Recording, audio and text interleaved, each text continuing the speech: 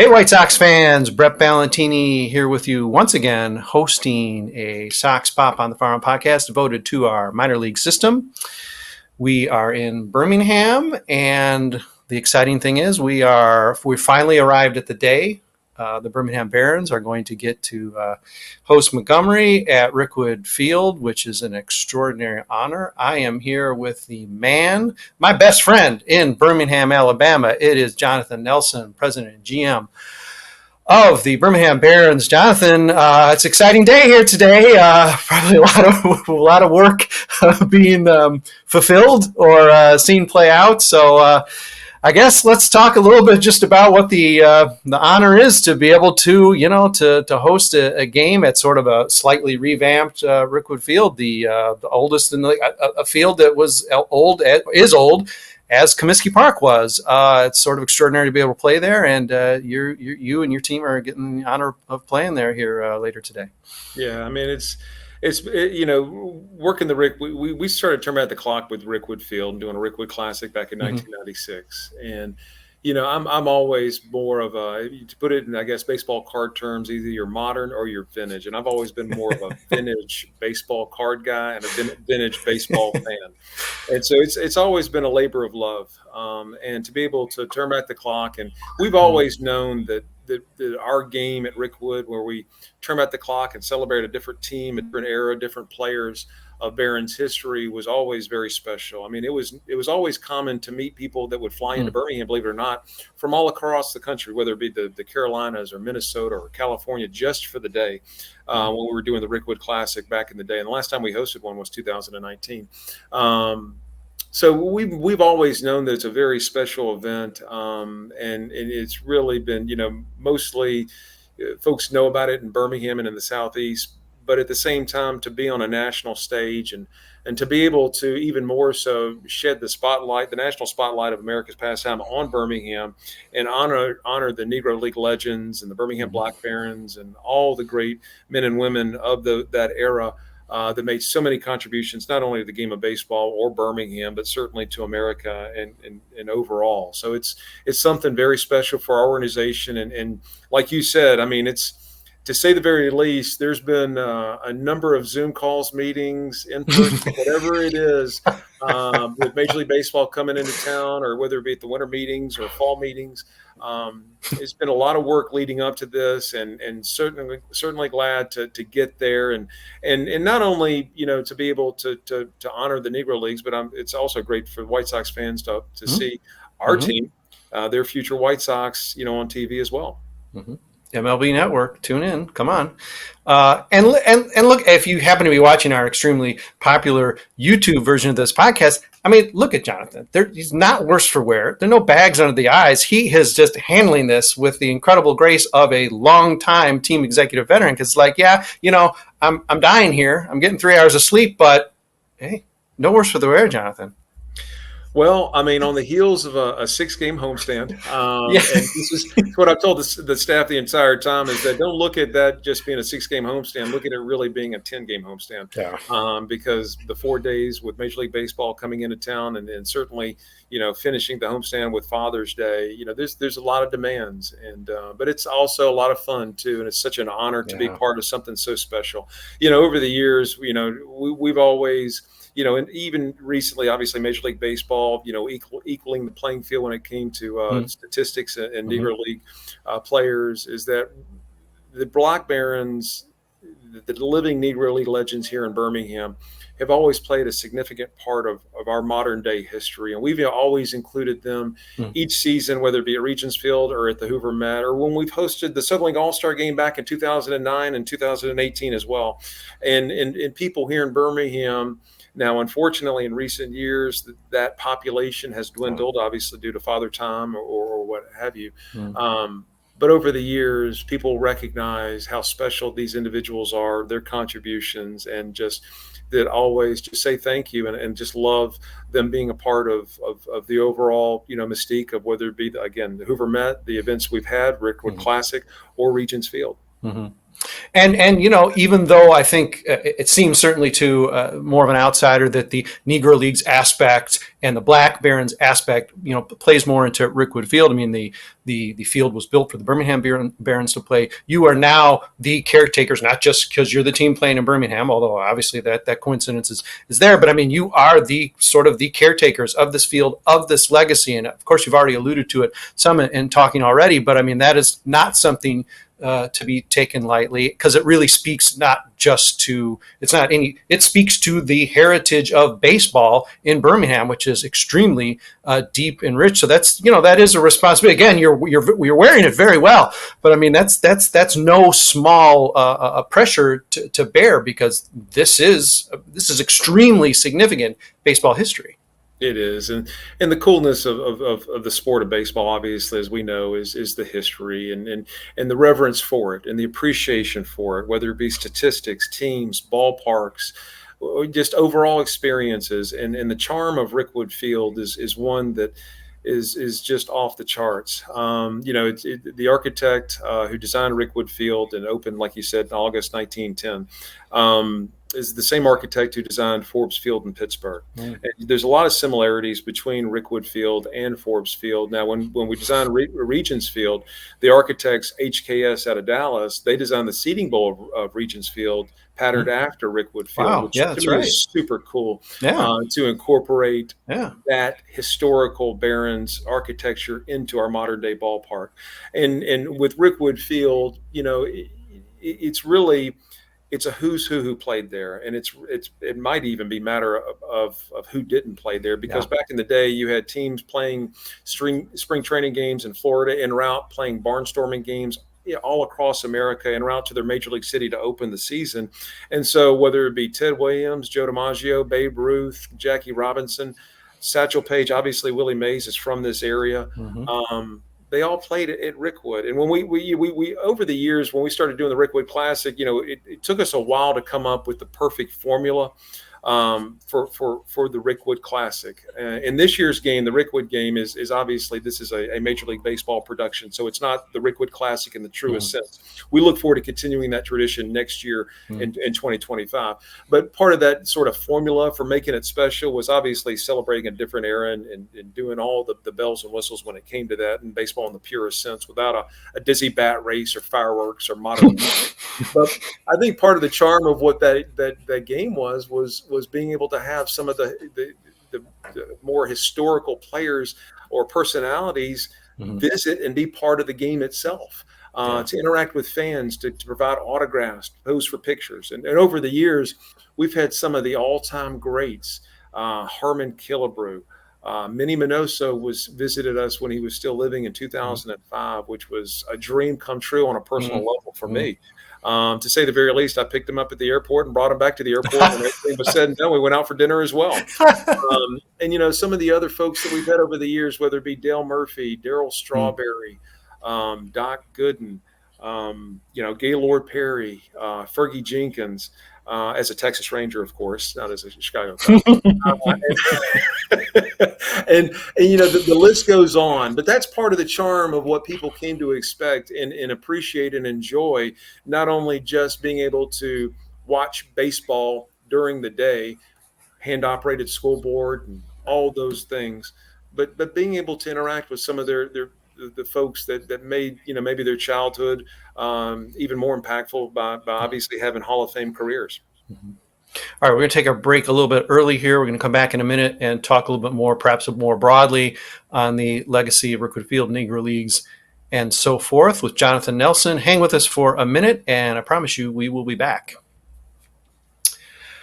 Hey there, White Sox fans. Brett Ballantini, lucky enough, very, very lucky this time around. Not that I'm not always lucky, but this just has a little bit something extra to it. Lucky enough to host Sox Pop on the Farm podcast, talk with Birmingham, Alabama, and Birmingham Barons executive Jonathan Nelson here about the coming Rickwood Classic, both the Major League version and the MLB Network's broadcast of the minor league stars with the Birmingham Barons, hopefully also already having or on the verge of clinching the playoffs. All right, Jonathan, I got to say, I mean, I know this isn't quite, I don't think this is the Cubs, but I mean, I am repping my Negro League team in the Chicago American Giants. That might hit a sore spot given that they did win a Negro League World Series over the Black Barons, and I apologize for that, but it is all I had, but I do want to rep.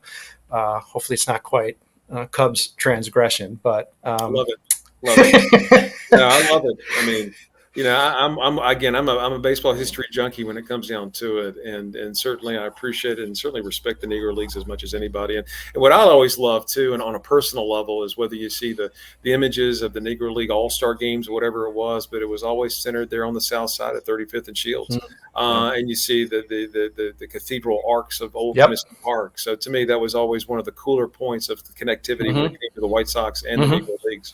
Yeah, you really got to feel as a White Sox fan that you were sort of the home team for the Negro Leagues, given the All-Star game and just most of the photography that exists from the time. You always see the arches. You're like, yeah, I know where that is. All right, before we maybe get into a little bit more history, I just want to throw it out here. And, of course, we're doing a little bit of a Time Warp podcast here, so the answer could change. I won't hold you to it in another month. But launching into all this, because obviously a huge undertaking, Zoom calls, et cetera, dealing with different bureaucracies that you probably are not used to having to do. It's usually you and maybe the city of Birmingham and, just sort of getting some things, other teams perhaps in the Southern League. What's been the biggest challenge of sort of ramping this up in a way that is, as you pointed out in the first half, different, a little bit of a different animal than what's been done in playing at Rickwood in the past? What's been a challenge, or maybe the biggest task you thought, oh, gee, I'm not sure we're going to be able to get this done?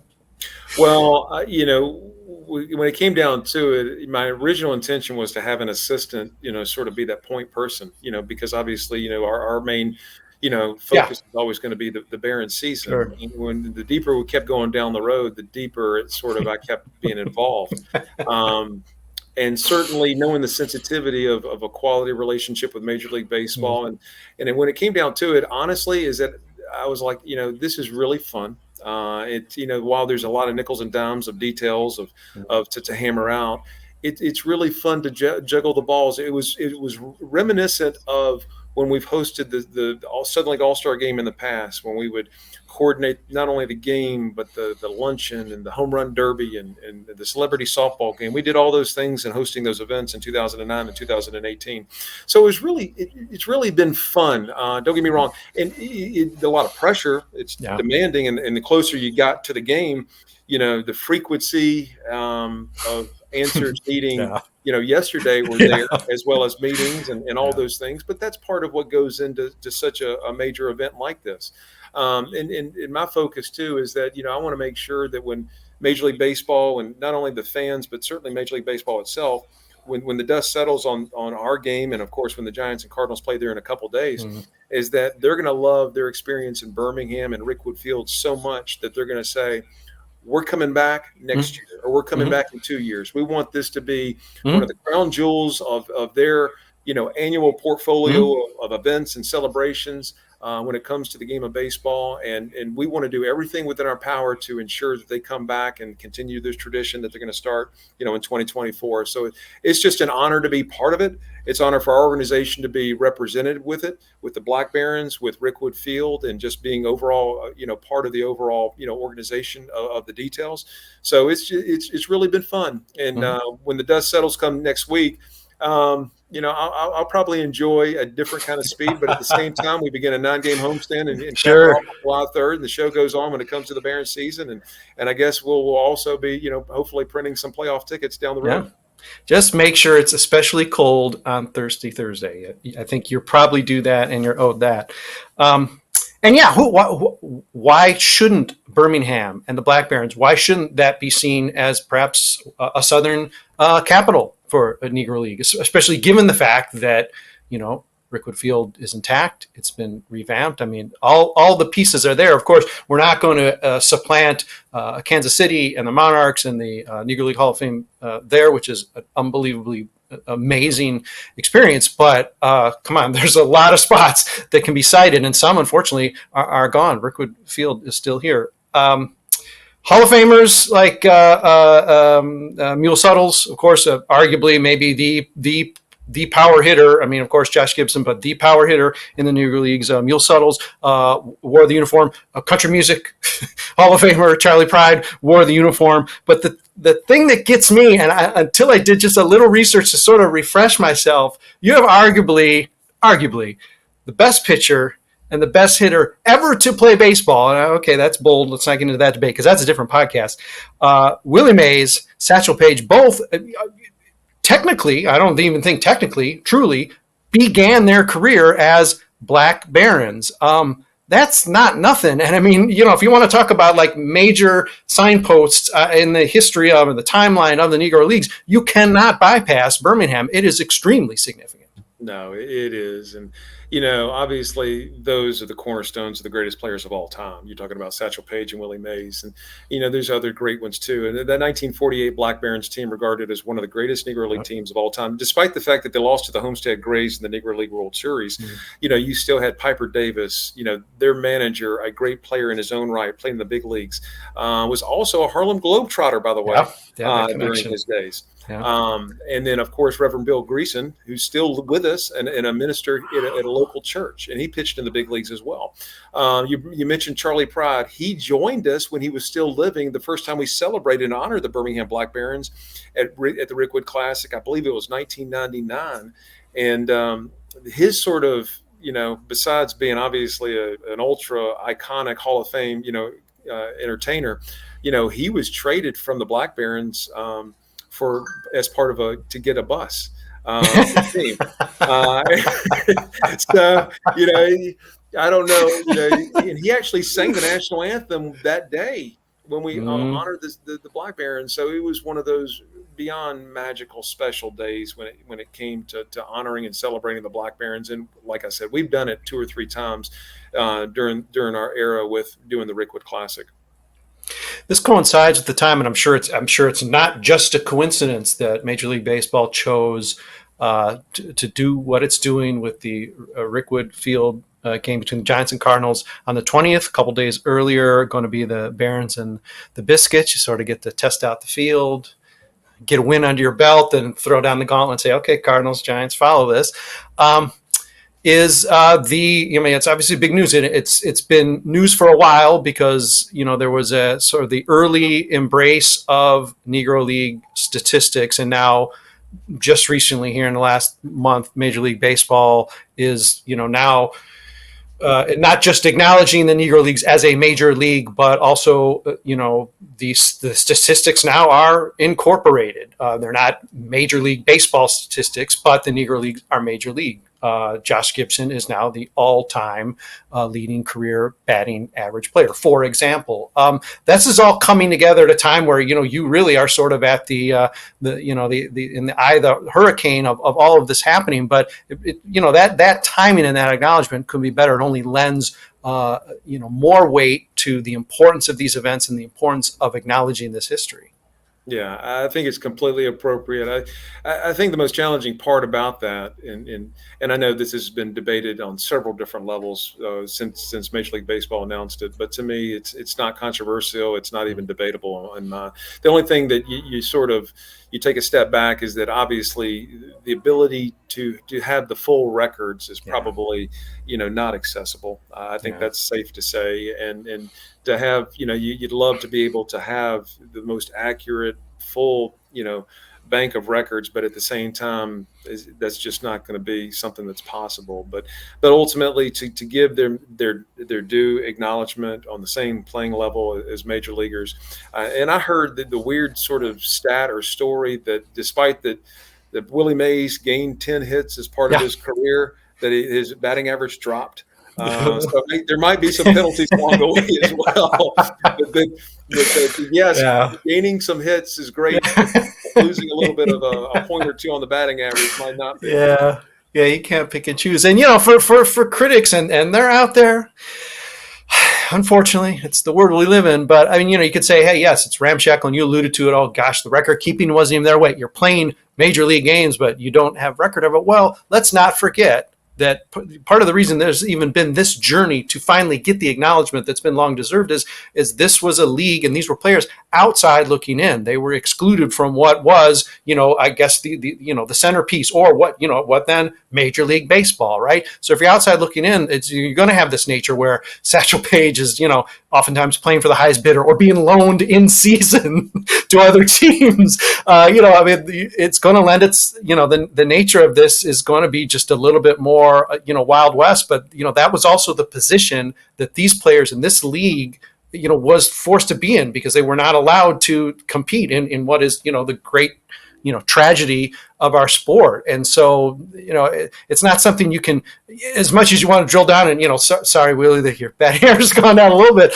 and you wish that somehow you could create or find a trove of those statistics, but it just, it's very unlikely to happen. And while that's a shame, it does not take away from the importance of acknowledging the Negro Leagues, as equal and as, of course, the amazingly important component in the history of baseball that's taken us to today, and being able to play games like this, even with the major leagues. Willie Mays himself said, I cannot believe that the major leagues are going to be playing on this field where I started. Yeah. And to me, I've been blessed, obviously working with the Barons for all these years, and over the years I've been able to meet or sit down or to speak with a lot of these, Negro League legends, Piper Davis, Willie Mays, whoever it was over the years, Henry Elmore, Willie Lee, all those gentlemen who paved the way for the modern day players to play today. And, I just wish, while I know Willie Mays is still with us, I just wish, so many of them were still alive to be able to see this, because I know that it would be just beyond incredible for them to not only see it, but be a part of it, and to recognize that their records, their experience, their contributions of playing the game of baseball was leveled and equal to major leaguers at this point. And I just, that's the only thing I really wish. I mean, obviously there's always going to be hindsight with everything, but at the same time, I just wish that they could have taken the opportunity to enjoy what's going on right now. And what makes that additionally bittersweet, I mean, I know Buck O'Neil, really stole the show and became the star of Ken Burns baseball, and then continued to be this just an amazing, generous, even when barred from the Hall of Fame, still met that with such gentility. It does seem like 201 when you're talking about these Negro Leagues veterans. There is a gentility about them and a humility about them that really, I mean, I'm not sure I personally, could do it and have that. And that makes this especially bittersweet, that maybe some of them are not, able to even tune in, on television, any longer, because again, there's a grace to that league and those players that, you might not see in any other sport anywhere else. Yeah. And you speak 100% accurate on that. The great thing about Birmingham is that for years, like I mentioned, is that we had the largest living population of Negro League players. And, we still have a pretty decent population of those legends here in town. But I know that this week has been, continual celebration, whether it be at the Negro Settling Museum that's located just right in the shadow of our left field here at the ballpark. And not only does it, and we're adding actually an exhibit here at Regions Field to honor and to celebrate the legacy of the Negro Leagues in Birmingham, specifically the Barons history and the Black Barons history. So it's something that, again, we're always going to want to go above and beyond, because it's such a huge part of our history here in Birmingham. And, the Barons have been around since 1885, and whether it be the Coal Barons, the Barons, or the Black Barons, or the Birmingham A's, that era, that Black Barons era, is certainly one of the most special parts of this storied franchise. Yeah, unless I forget the connection here, it's maybe it's coincidence, maybe it's not, that Birmingham has been tied so long to the Chicago White Sox because the pipeline of talent from Alabama at large and the scouting priority that was made even before Bill Veeck, but certainly under Bill Veeck, to bring players like Lamar Johnson and others out of Alabama and into there are scores, not all of who made an impact at the major league level, but there was definitely somewhat of a pipeline going there for quite a bit of time. Sam Harrison being a very crucial component to all of that as well. So, I mean, we're not making up this connection. This is a very solid connection between the White Sox and Birmingham Barons for a long time now. And let's just say, forevermore. Jonathan, come on. Absolutely. I don't think that's not the way it's going to work. So yeah, we're in this for the long haul. We've established that. That's good. All right. Well, listen, if later on today the Barons do happen to drop the game against, Montgomery, just realize, hey, it's already clinched. They're taking a breather. But we expect a very competitive game, a national spotlight game. It's going to be fun. So tune in. If you're listening to this, you're already planning on doing it. But if you weren't, come on, dial it up. It's going to be on MLB Network, and it is a great opportunity to see in a way that might not be, the type of holding on to the TV antenna that might, in terms of juggling to get your MLB TV broadcast, although that's not a challenge either. It's going to be right there on the big screen for you. So go get it and check out what is just the most enormous cache of talent in the White Sox organization, playing a very competitive game at a beautiful, extraordinary field with amazing history. Jonathan, very busy time because, hey, listen, you got to usher these guys into the playoffs too. I mean, there's a lot of responsibility on your shoulders. So I appreciate you taking a moment to discuss some of the rich Negro Leagues history with me. As always, I appreciate the time. Always enjoy it, Brett. Thank you. Let's go get a win tonight. Birmingham Barons in the home of the Black Barons and a beautiful, beautiful park at Rickwood Field. Tune in MLB Network and let's get ourselves a win. Thanks, everybody, for listening, watching, reading as always, and we'll be back with Jonathan talking normal Barons, talking extremely good Barons, the normal guys here in 2024, here in a month or so. Take care, everybody.